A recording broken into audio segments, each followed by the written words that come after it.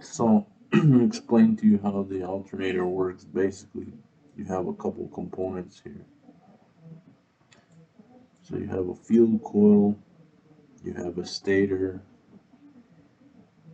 armature assembly stator, and then you have voltage regulator, slip rings, your three-phase bridge rectifier, and your terminals for your battery. And this is minus, this is plus. So how does this work, right? So this voltage regulators connect to your computer, the car's computer. So when you start the car, the the computer sends a little bit of voltage to this um, the slip rings which connect to this field coil. So when this field coil energizes and it spins, it creates induced current into this stator, and that goes out into these diodes, and it cancels out the AC and turns it into DC. It rectifies the voltage. So then, then your computer is monitoring the output voltage, and if it gets too high, it disconnects controls the voltage going into this regulator. If one of these brushes disconnects from here,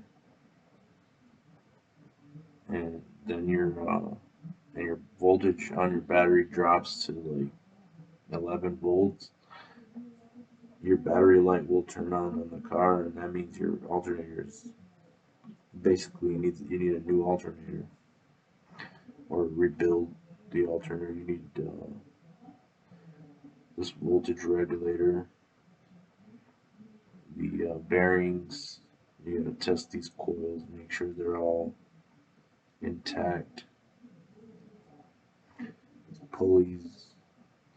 Well, usually I would just recommend replacing the entire alternator.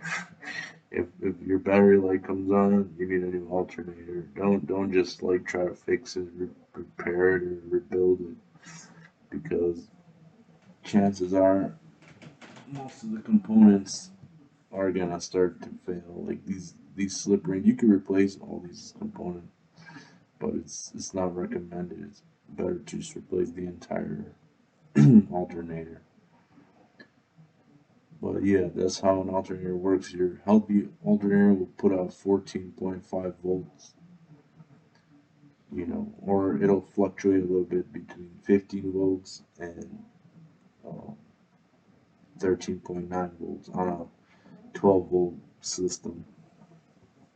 If it's a 12-volt system on this car, then they have various output amps that's rated for the output current depending on the type of vehicle you have.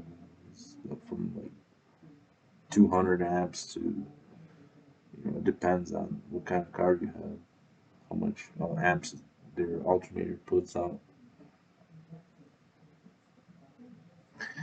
Anyway, that's how it works. So this is what they use to control they put voltage through here from the computer, send voltage to this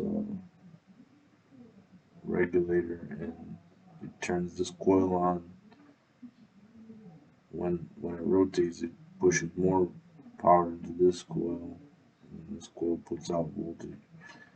AC, then the bridge rectifier will basically cut the the alternating current into DC. It'll like it will stop it from going in the other direction, because these diodes, they basically run like they're like a semiconductor. They have there's an anode and cathode, and then when there's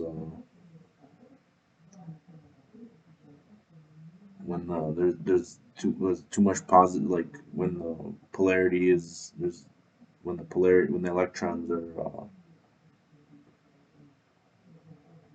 are on one side, right? And then you're trying to, it's more like it's more positive on one side. It only lets voltage one direction. So they try to they don't allow um, inverted currents to go through. So then that's hooked up to your battery, and your battery's getting power, and your computer's monitoring the voltages. So if it's too much, it'll cut down the power to this regulator, and that's that. That's how this machine works. So if you're driving and you have a red battery light, that's it. You need to pull over and get get yourself an alternator. Call your shop, tell them to come tow your car.